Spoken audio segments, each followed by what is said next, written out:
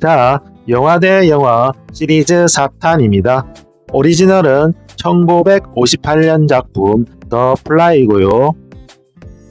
리메이크는 1986년 작품 더 플라이입니다. SF 공포 영화 명작입니다. 개봉 당시 꽤 큰 반향을 불러일으킨 영화라고 해요. 오리지널 더 플라이는 커트 뉴먼 감독입니다. 만든 영화들을 보면 딱히 눈에 띄는 작품은 없었는데 연출력이 꽤 뛰어난 감독 같았어요. 소재가 독특하고 상상력이 기발한 작품이었어요. 1957년 동명 단편 소설을 바탕으로 했다고 합니다. 어릴 적에 TV에서 연말만 되면 전체 영화는 보여주진 않고 만날 예고편만 보여줬던 영화들 중에 한 편이었는데 제목이 파리 인간으로 기억이 납니다. 정말 보고 싶었던 영화였는데요. 그럼 바로 줄거리로 들어갑니다. 고고!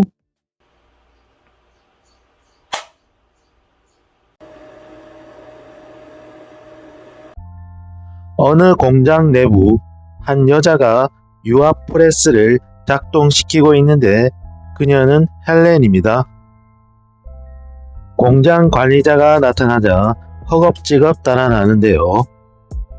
유압 프레스에 한 남자가 머리와 팔이 눌려 끔찍하게 숨져 있는데 그 남자는 헬렌의 남편인 앙드레였습니다.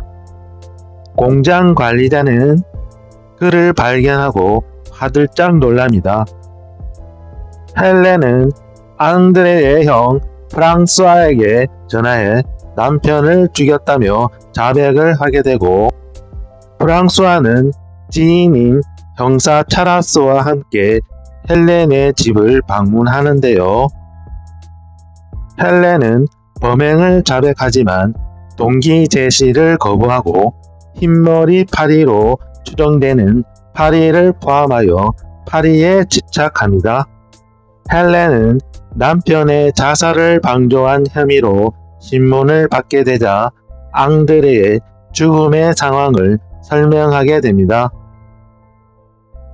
자, 과거로 돌아가 보겠습니다.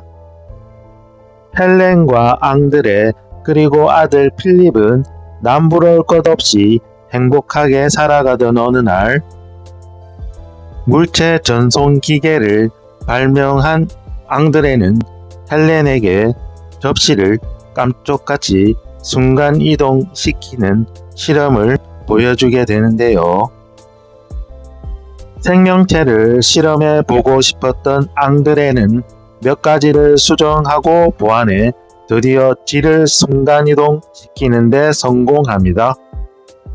그런데 어느 날 헬렌은 머리에 검은 천을 두르고 왼손에 이상한 기형이 있는 앙드레의 모습을 보게 됩니다.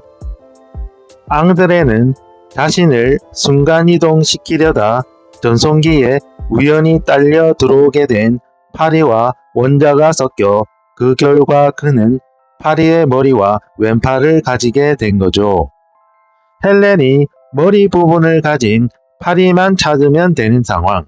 결국 그녀는 흰머리 파리를 발견하지만 놓치게 됩니다. 실수로 파리의 형상을 한 자신의 모습을 보고 놀라 기절한 헬렌을 보게 되는 앙드레입니다. 파리의 본능이 그의 뇌를 점령하면서 의지는 사라져 흉폭해지고 있다는 사실을 체감하는 앙드레는 굳은 결심을 합니다. 그는 전송기뿐만 아니라 전송기와 연결된 장치들까지 모조리 파괴하고 모든 기록은 불태웁니다. 그리고 깨어난 헬렌을 공장으로 이끌고 그들이 도착했을 때 그는 유압 프레스를 설치하고 머리와 팔을 아래로 집어넣고 버튼을 누르도록 몸짓을 하자 그녀는 기계를 작동시킵니다. 자, 다시 현재로 돌아왔습니다. 자신을 죽여달라고 예언하는 앙드레를 할 수 없이 죽였다는 헬렌은 살인이 아니라 자살이었음을 털어놓는데요. 이 고백을 들은 형사 차라스는 헬렌이 미쳤고 살인죄가 있다고 판단하죠. 그래서 그녀를 정신병원에 수감하려 합니다. 그들이 그녀를 데려가려 할 때 필립은 프랑수아에게 뒷마당에 있는 거미줄에 파리를 보았다고 말하는데요. 프랑수아는 형사 차라스와 함께 가보는데 필립이 말한 대로 앙드레의 머리와 팔을 모두 가진 파리가 거미줄에 갇힌 것을 보게 되죠.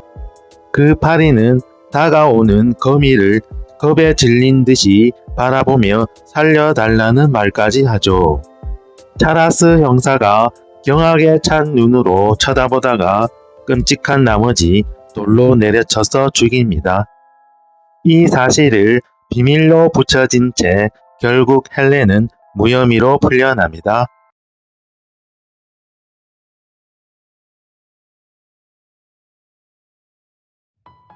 자, 리메이크 작품은 1986년 더 플라이입니다.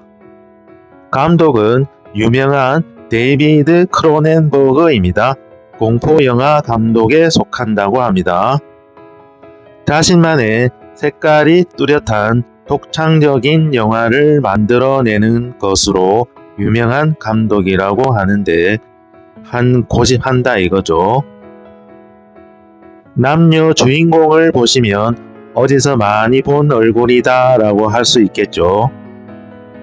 제프 골드블룸은 우리에게는 주라기 공원에서 알려진 배우고요.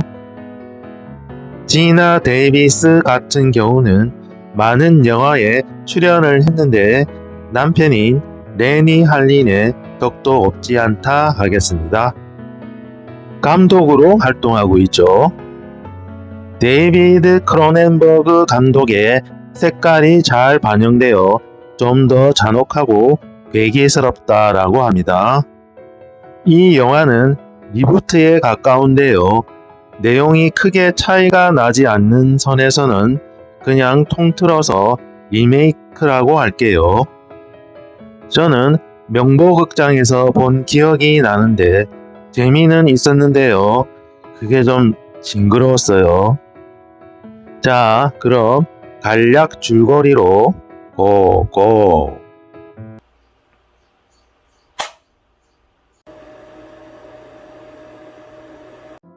어느 과학 박람회에서 주인공 세드는 과학 분야 전문 기자인 베로니카와 만나게 됩니다. 물체 전송기라는 것을 발명한 세드는 베로니카를 자신의 집 겸 연구실로 데려와 직접 보여줍니다.